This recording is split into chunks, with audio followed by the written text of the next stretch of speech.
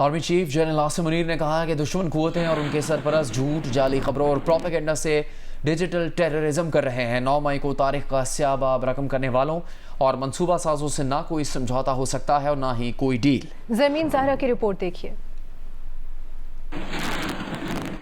ISPR کے مطابق army chief general Syed Asim Munir نے لاہور گیریزن کا دورہ کیا، یادگار شہداء پر پھول چڑھائے اور شہداء کو خراج عقیدت پیش کیا۔ آرمی چیف کو فارمیشن کی آپریشنل تیاریوں پر تفصیلی بریفنگ دی گئی۔ آرمی چیف نے خطاب کرتے ہوئے کہا کہ دشمن قوتیں اور ان کے سرپرست جھوٹ، جعلی خبروں اور پروپیگنڈے کے ذریعے ڈیجیٹل ٹیررزم کر رہے ہیں اور مسلح افواج اور پاکستانی عوام کے درمیان تفریق پیدا کرنے کی بھرپور کوشش کر رہے ہیں۔ قوم کی حمایت سے ان تمام قوتوں کے عزائم کو ناکام بنایا جائے گا۔ آرمی چیف کا کہنا تھا 9 مئی پاکستان کی تاریخ میں ایک سیاہ دن رہے گا جب دانستہ طور پر شرپسندوں نے شہداء کی یادگاروں کی بے حرمتی کرتے ہوئے ریاست اور قومی اتحاد کی علامتوں پر حملہ کیا۔ ان پرتشدد اور مذموم کارروائیوں کی وجہ سے پاکستان کے دشمنوں کو ریاست اور قوم کا مذاق اڑانے کا موقع فراہم کیا گیا۔ آرمی چیف نے افسوس کا اظہار کیا کہ اب وہی سازشی عناصر ڈٹائی سے بیانیے کو توڑ مڑوڑ کر ریاست کو اس کے مذموم کوشش میں ملوث کرنے کی کوشش کر رہے ہیں۔ ایسی ذہنیت کے منصوبہ سازوں اور کرداروں کے ساتھ نہ کوئی سمجھوتا ہو سکتا ہے اور نہ ہی کوئی ڈیل۔ وہ معصوم لوگ جو ان مجرمانہ عناصر کے مذموم اور سیاسی مقاصد کو نہیں سمجھ سکے، ان ورگلائے گئے لوگوں کو سپریم کورٹ کی ہدایت پر پہلے سے ہی شک کا فائدہ دیا جا چکا ہے۔ اس گھنونے منصوبے کے اصل رہنما جو اپنے آپ کو معصوم ظاہر کرتے ہیں، اب ان کو اپنے جرائم کا حساب دینا پڑے گا، خصوصاً جب ان کے ملوث ہونے کے واضح ثبوت موجود ہیں۔ آرمی چیف نے پاک فوج کے افسران اور جوانوں کو یقین دلایا کہ شہداء اور ان کے اہل خانہ یا ادارے کی بے حرمتی کرنے کی کسی کو اجازت نہیں دی جائے گی۔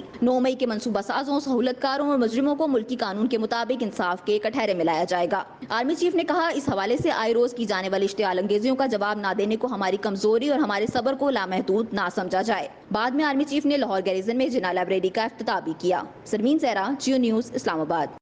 وفاقی کابینہ کے اجلاس میں 9 مئی کے بارے میں نگراں حکومت کی کابینہ کمیٹی کی رپورٹ پیش کی گئی۔ رپورٹ میں انکشاف کیا گیا کہ تحریک انصاف کی قیادت 9 مئی کے واقعات میں براہ راست ملوث تھی۔ اسی نے تمام واقعات کا منصوبہ بنایا، اپنے منصوبوں پر عمل کرایا۔ تحریک انصاف کے رہنماؤں کے خلاف ناقابل تردید ویڈیوز بطور ثبوت موجود ہیں۔ کمیٹی نے مقدمات کے جلد فیصلوں کے لیے قوانین میں تبدیلی کی سفارش بھی کی۔ وزیر اعظم شہباز شریف نے کہا کہ 9 مئی بغاوت کا منظم منصوبہ تھا، وہ سیاہ ترین دن تھا۔ پاکستانی ریاست، افواج پاکستان اور آرمی چیف کے خلاف سازش دم توڑ گئی۔ پوری قوم ہم سے سوال کرتی ہے کہ 1 سال گزرنے کے باوجود اب تک 9 مئی کے مجرمان کو سزا کیوں نہیں ملی۔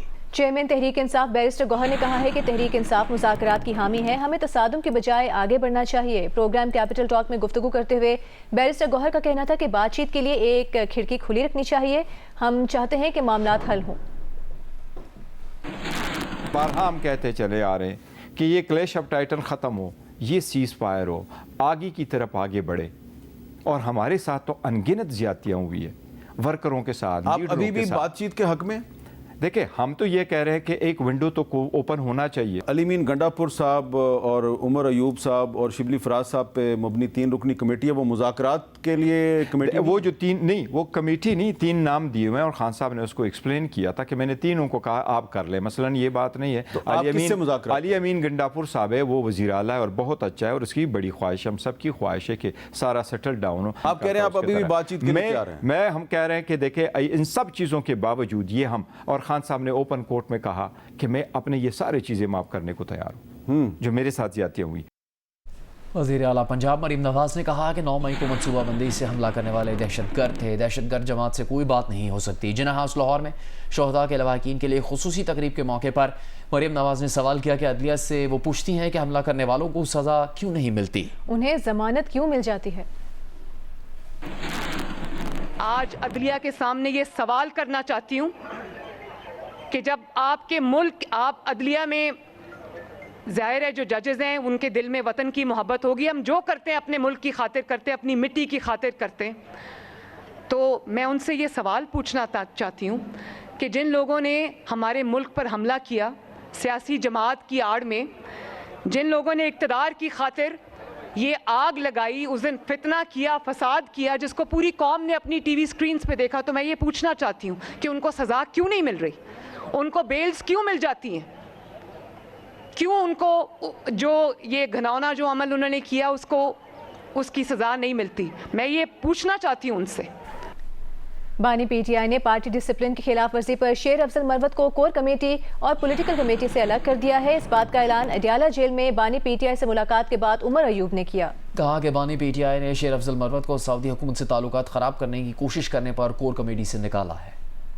رانا ثناء اللہ نے 9 مئی 2023 کو انٹیلیجنس ناکامی کا یہ کہہ کر اعتراف کر لیا ہے کہ یہ تو پتا تھا کہ پی ٹی آئی احتجاج کرے گی، یہ نہیں پتا تھا کہ حملے کرے گی۔ جیو نیوز کے پروگرام آج شاہزیب خانزادہ کے ساتھ میں بات کرتے ہوئے انہوں نے کہا کہ یہ پتا ہوتا کہ پی ٹی آئی حملے کر دے گی تو انتظام کچھ اور ہوتا۔ حکومت سمجھتی تھی کہ پی ٹی آئی ویسے ہی احتجاج کرے گی جیسے سیاسی لوگ کرتے ہیں، چوک پر آئیں گے، نعرے لگائیں گے، ان کو انگیج کر کے اٹھا لیں گے، لیکن انہوں نے جو کچھ کیا حکومت اس کے لیے تیار نہیں تھی۔ دیکھیے رانا ثناء اللہ کا تفصیلی انٹرویو آج رات 10 بجے جیو نیوز کے پروگرام آج شاہزیب خانزادہ کے ساتھ۔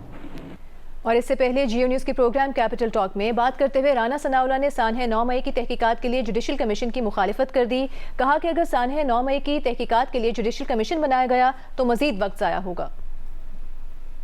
اگر 9 مئی کے واقعات کی تحقیقات کے لیے ایک جوڈیشل کمیشن بنا دیا جائے تو وہ 3 سال اور گزر جائیں گے۔ اچھا، اگلا پھر 9 مئی جو ہے نیکسٹ ایئر، وہ پھر اس جوڈیشل کمیشن کی رپورٹ کا آپ انتظار کریں گے، اور جب جوڈیشل کمیشن کی رپورٹ آ جائے گی تو اس کے اوپر ایک اور نیا تنازع آ جائے تو گا۔ آپ کے خیال میں judicial commission is not the solution? دیکھیں اس کا سولوشن، بلکہ ہمارا جو جوڈیشل سسٹم ہے یہ بیسک ریفارمز اس کو چاہیے۔ معاملہ یہ ہے کہ یہاں پہ تو کوئی چیز جو ہے آپ دیکھیں عام لوگوں کے کیسز جو ہیں وہ 15 سال فیصلے نہیں ہوتا۔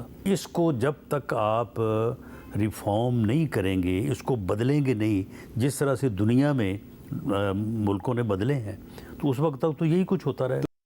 رہنما جے یو ایف اے حافظ عبداللہ نے کہا کہ صدر زرداری بلوچستان میں امن و امان پر اجلاس سے پہلے سندھ کے باسیوں کو ڈاکوؤں سے بچائیں۔ ڈاکوؤں نے 14 سالہ بچے ایاز پٹھان کو اغوا کر لیا ہے۔ ویڈیو آئی ہے کہ ڈاکو 50 لاکھ روپے تاوان مانگ رہے ہیں۔ وزیر اعلیٰ سندھ مراد علی شاہ اور گورنر سندھ کامران ٹسوری ایاز پٹھان کی فوری رہائی کا بندوبست کرائیں۔